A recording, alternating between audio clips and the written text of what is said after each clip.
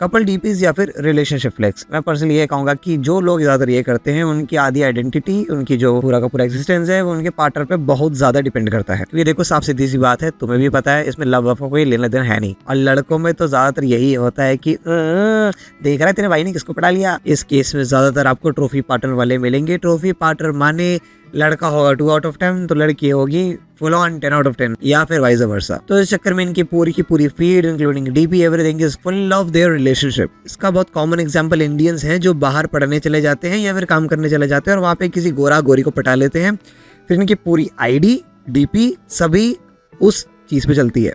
अब तुम सोच रहे हो अंग्रेजों ने क्या हालत करी है हमारी, तो सच क्या है इसका, ये डीपीज आपको आइडेंटिटी क्राइसिस बताती हैं। तो ऐसे लोगों की पर्सनालिटी इनके पार्टनर के बिना कुछ भी नहीं होती है। और बड़े लोगों के केस में फूफा फूफी दादा दादी इनके भी केस में समझ लो, अगर वो लोग ये करें तो इसका मतलब लॉन्गिंग होता है, यानी they are remembering their old days. ठीक है, और अगर आप अंडर 40 हो तो ये केस आप पे नहीं लागू होता है मेरे दोस्त। जो 40 से नीचे हैं वो एक्चुअली अपने रिलेशनशिप को एज अ बैच लेके चलते हैं।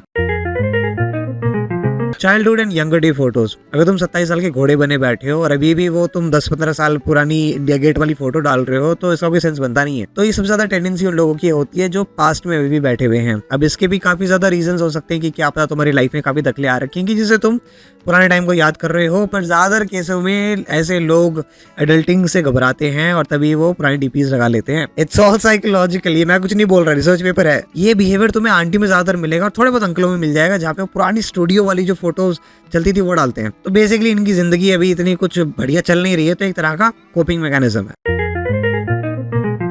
Black and white DP. Black and white मतलब ड्रामेटिक एंड वेरी फिल्मजी, बहुत सिनेमैटिक, पर सोशल मीडिया के हिसाब से ये इनकॉग्निटो मोड है सोशल मीडिया का। ज्यादातर लोग जो मैंने देखे हैं ब्लैक एंड व्हाइट फोटो लगाते हैं, उनको बेसिकली अपनी इनसिक्योरिटीज छुपानी होती हैं।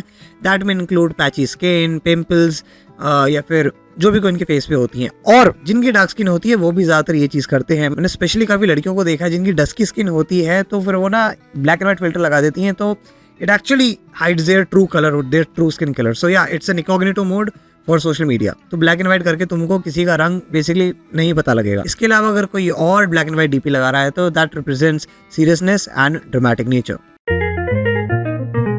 गवर्नमेंट आईडी डीपीज ये भी एक तरह का एक कैटेगरी है। तो इस कैटेगरी में ज्यादातर आपके लोग आधार कार्ड, वोटर आईडी जो हाथ में आते हैं उसकी फोटो लगा देते हैं। इसके पीछे कोई साइकोलॉजिकल रीजन नहीं है, बट एक ह्यूमन एरर है। कभी तुम नोट करना कि अगर तुम्हारी बुआ ने, किसी ने, आंटी ने तुमको बोला हो कि मेरी आईडी बना दे, फिर जब तुम आईडी बना रहे थे फिर जब उनसे पूछते हो कि वो आंटी ये फोटो तो दे दो, ये कोई एक होगी, तो कहती है हाँ ये ले, and she pulls off that Aadhaar card photo. तो बेसिकली मैंने भी करा, मैं क्या झूठ बोलूं, जब फेसबुक पहले